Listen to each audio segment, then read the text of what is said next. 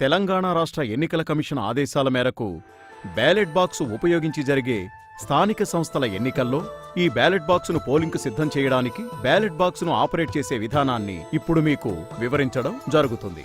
ముందుగా ballot box యొక్క వివిధ భాగాలను గుర్తిద్దాం.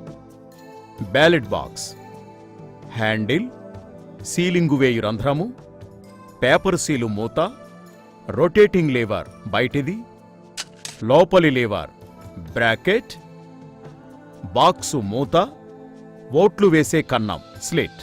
ముందుగా బ్యాలెట్ బాక్స్ని ఎలా ఓపెన్ చేయాలంటే, బ్యాలెట్ బాక్సు పైన ఉన్న మూతగల గుండ్రని రంధ్రంలో మన మధ్యవేలును దూర్చి లోపలి వైపున ఉన్న బ్రాకెట్ని మన వైపు లాగుతూ మూతపై ఉన్న లాక్ లేవర్ని అపసవ్య దిశలో అంటే యాంటీ క్లాక్ దిశలో ఓ 20 డిగ్రీల్లో ఇలా తిప్పినట్లయితే బాక్సు ఓపెన్ అవుతుంది. బాక్సు ఓపెన్ అయిన తర్వాత ముందుగా మనం పోలింగ్ కేంద్రంలో ఉన్న ఏజెంట్లకు మరియు అభ్యర్థులకు బాక్స్ ఖాళీగా ఉందని, లోపల ఏమీ లేదని చూపించాలి. తర్వాత బ్యాలెట్ బాక్స్ ఉపయోగించే పోలింగ్ స్టేషన్, ఎన్నిక జరుగుతున్న పోస్టు వివరాలు తెలుపు అడ్రస్ ట్యాగ్ని నింపి బ్యాలెట్ బాక్స్లో వేసి బ్యాలెట్ బాక్స్ని పోలింగ్ కొరకు సిద్ధం చేయాలి.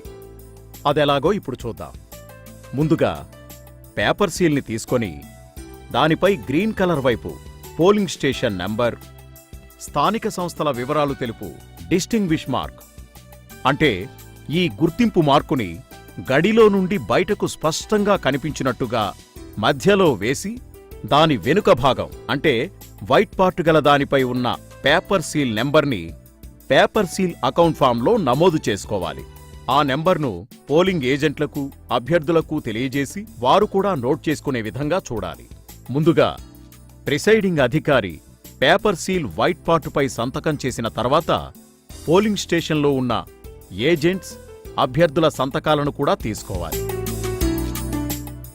గ్రీన్ పార్టుపై గల డిస్టింగ్విష్ మార్క్ బ్యాలెట్ బాక్స్ రంధ్రం ద్వారా బయటకు కనిపించే రీతిగా రంధ్రానికి ఇరువైపులా ఉన్న ద్వారాల గుండా ఈ పేపర్ సీల్ని ఈ విధంగా చొప్పించాలి.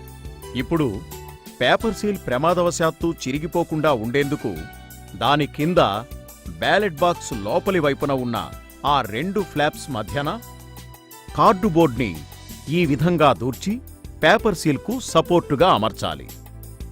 ఇప్పుడు పేపర్ సీల్